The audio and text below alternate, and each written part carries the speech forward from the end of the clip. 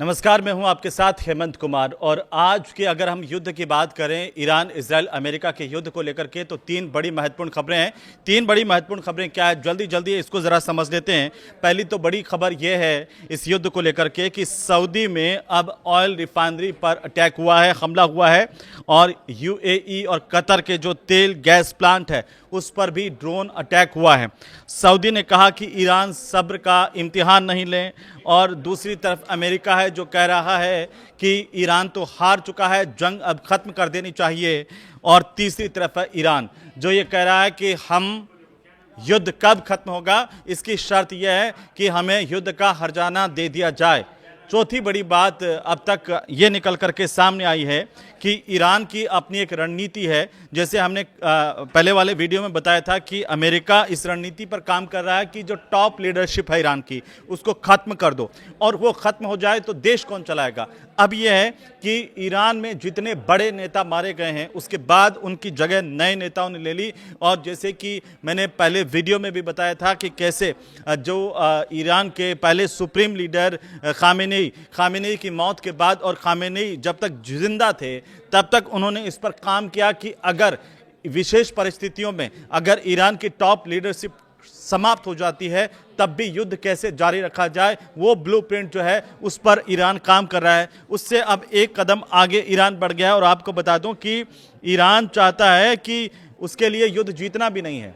वो ये कह भी नहीं रहा है ईरान कि हमें युद्ध जीतना चाहते हैं, लेकिन वो कह रहा है कि युद्ध जितना लंबा चलेगा अमेरिका की कमर टूटती चली जाएगी। इसके साथ साथ कौन से ऐसे देश हैं जो इस युद्ध के बाद जो है वो परेशानी में आ सकते हैं, उस पर भी बात करेंगे। और सबसे बड़ी बात जो है वो ये है कि अब आखिरकार इस युद्ध में आगे क्या हो सकता है। होर्मुज स्ट्रेट जिसको लेकर के बार बार आपने नाम सुना, ये होर्मुज स्ट्रेट, यहाँ से जहाज नहीं निकल रहे हैं, परेशानी आ गई है। लेकिन अब वो होर्मुज स्ट्रेट आगे ईरान के लिए कमाई का जरिया कैसे बन रहा है ये भी हम आपको बताएंगे। तो इस वीडियो में सबसे पहले चलिए आज हम बात करते हैं कि आखिर कहां कहां हमले हुए हैं।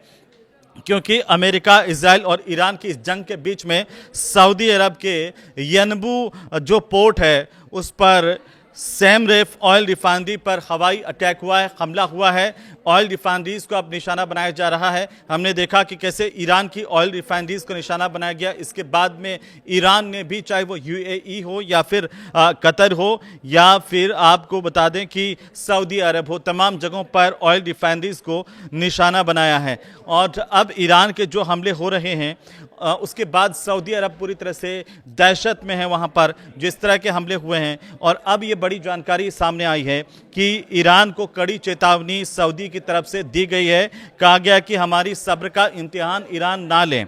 लेकिन जो सऊदी के विदेश मंत्री हैं फैसल बिन फरहान अल सऊद, उन्होंने ये कहा कि हमारे देश के पास ईरान को जवाब देने के लिए पूरी ताकत है, हमारी सब्र का इम्तिहान ना लें, ईरान ये चेतावनी दी है। लेकिन आप देखिए इस जंग से जुड़ी हुई जो सबसे महत्वपूर्ण बात है वो ये है कि अब ईरान के जो विदेश मंत्री हैं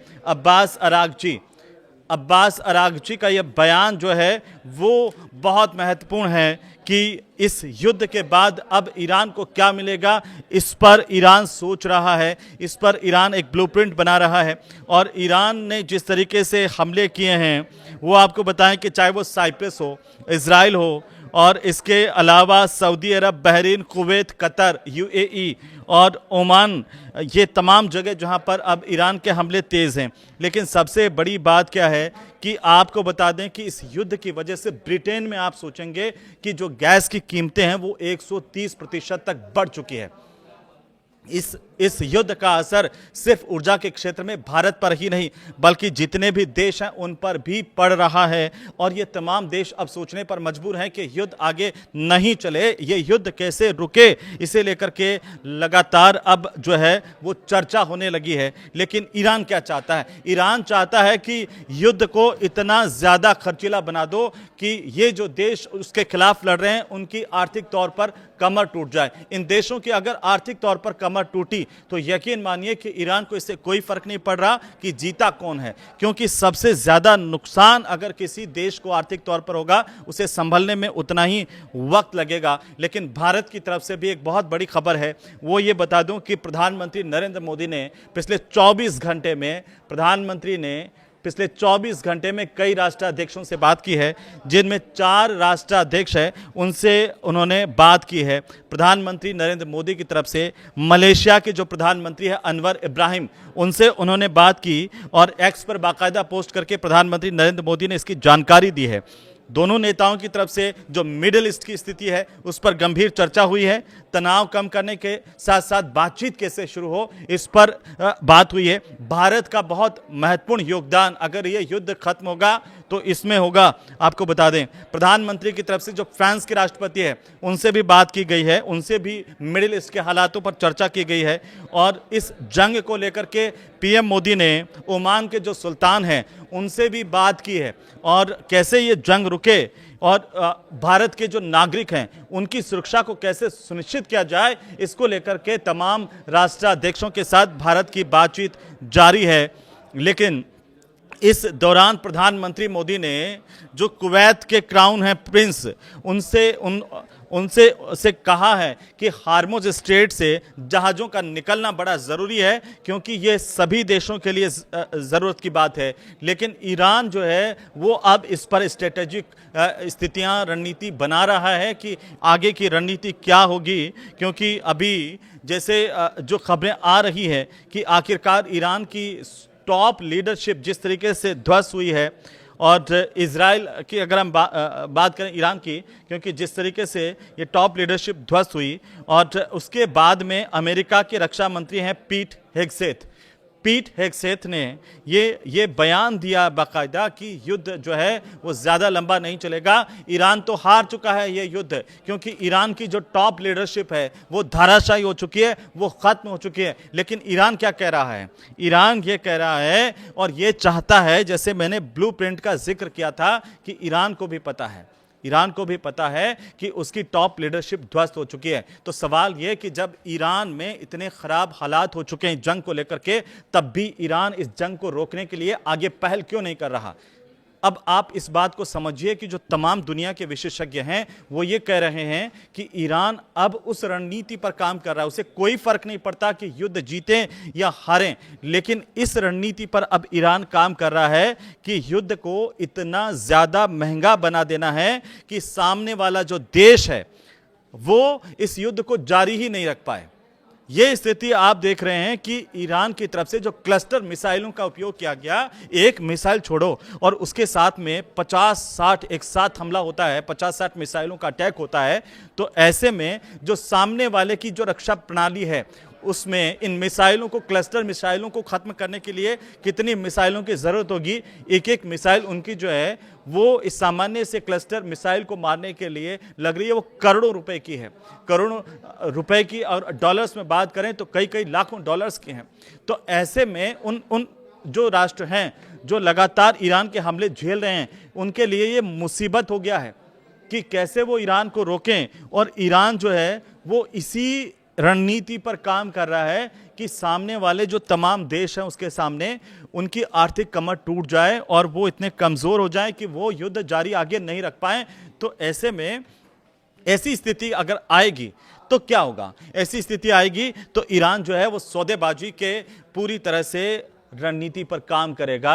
ईरान जो है अपनी शर्तें दुनिया के सामने रखेगा। शर्त नंबर 1 क्या है? शर्त नंबर 1 यह है कि ईरान कहेगा कि उससे युद्ध में जितना नुकसान हुआ है उसका हर्जाना दीजिए। दूसरी क्या शर्त है? ईरान कहेगा कि हॉर्मुज स्ट्रेट से जितने भी जहाज गुजरेंगे वो ईरान को टैक्स देंगे। आप सोचिए, अगर यहां से जितने भी जहाज अगर अलग अलग देशों के गुजरेंगे वो ईरान को टैक्स देंगे तो ईरान की आर्थिक स्थिति उससे बेहतर हो जाएगी। अब देखिए कि ओमान ने क्या कहा है। ओमान के जो विदेश मंत्री हैं बद्र अल बुसैदी, उन्होंने ये कहा कि अमेरिका अपनी विदेश नीति को ठीक से संभाल नहीं पा रहा है। अमेरिका के अंदर इतनी ज़्यादा क्राइसिस अब इस युद्ध की वजह से आ रही है या आएगी जिसकी कल्पना शायद अमेरिका ने नहीं की थी। और इसीलिए कुछ लोग कह रहे हैं कि जो है वो उड़ता हुआ तीर जो है वो अमेरिका ने ले लिया इस युद्ध को लेकर के, क्योंकि अमेरिका को ये नहीं पता था कि हालत ऐसी हो जाएगी। अब आप सोचिए कि भारत में गैस की कीमतें सिर्फ 60 रुपये 65 रुपये बढ़ी है, लेकिन कुवैत और कतर पर हमले के बाद जो नेचुरल गैस की कीमतें हैं उसमें 35% का इजाफा हो रहा है। $112 प्रति बैरल तक बढ़कर के ये कीमतें पहुंच गई है। जो ब्रेंट क्रूड ऑयल है, तेल का वैश्विक मानक माना जाता है, उसकी कीमत बढ़ी है, आज वो बढ़ी है $112 प्रति बैरल तक। तो कैसे लगातार ये बढ़ती जा रही है कीमतें, ये दुनिया के तमाम देशों के लिए जो है वो परेशानी का सबब है। और अब ईरान जिस तरीके से ऑयल रिफाइनरीज को निशाना बना रहा है, तेल रिफाइनरीज को निशाना बना रहा है, उससे तो सारे के सारे ये जितने भी देश हैं उनमें भी अंदरूनी तौर पर दहशत फैली हुई है। वो भी ये चाहते हैं कि अब जो है वो युद्ध रुकना चाहिए, क्योंकि इस युद्ध को चलते हुए करीब 20 दिन का वक्त गुजर चुका है। और ऐसे में रोजाना ये सवाल कि कौन जीत रहा है कौन हार रहा है। और अमेरिका तो कह चुका है कि ईरान ये युद्ध हार गया, लेकिन ईरान क्या कह रहा है? ईरान कह रहा है कि आइए मैदान में देखते हैं कि कौन हार गया कौन नहीं हार गया, क्योंकि वो जानता है कि जिस तरीके से वो अटैक कर रहा है और सबसे भीषण अटैक बढ़ गए हैं। अभी ईरान के जो हमले हैं वो और ज़्यादा तेज़ी से हो रहे हैं। आप सोचिए कि इजराइल की स्थिति क्या है। पिछले 24 घंटे में यहाँ पर जितनी मिसाइल से हमले हुए हैं उसमें 177 लोगों के घायल होने की खबर है। इस युद्ध में अब तक कुल 3,924 लोग घायल हो चुके हैं।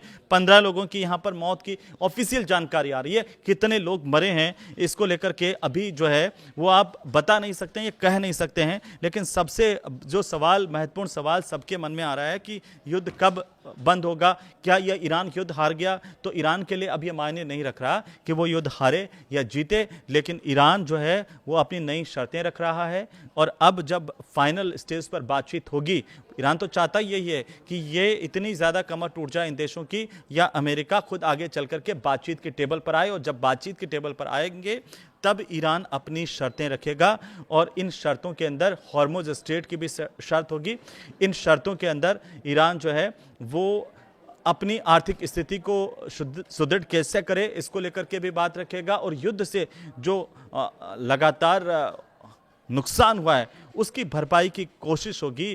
क्योंकि अब देखिए बाकी जो देश हैं, सऊदी की तरफ से बयान आ गया। सऊदी ने कहा कि हमारी जो सब्र है वो ख़त्म हो रही है, ईरान हमारी बात को सुने। अब तमाम देश कहने लगे हैं। और आप सोचिए कि बाकी छोटे देश हैं, उन्होंने तो ये तक कह दिया कि अमेरिका की स्थिति जो है, विदेश स्थिति, वो नीति जो है वो डामाडोल हो गई है। उसको लेकर के भी अब लगातार सवाल खड़े हो रहे हैं। तो क्या अब इस युद्ध में अमेरिका अकेला खड़ा हुआ है? अब जल्द वो दिन आने वाला है जब सभी देशों की बातचीत शुरू होगी और सब लोग कहेंगे कि इस युद्ध को खत्म कीजिए। लेकिन इस युद्ध से जो नुकसान हुआ, जो आर्थिक कमर टूटेगी जिन देशों की, उनके सामने क्या विकल्प होंगे। लेकिन ईरान अपनी स्थिति को सामने रख करके चल रहा है।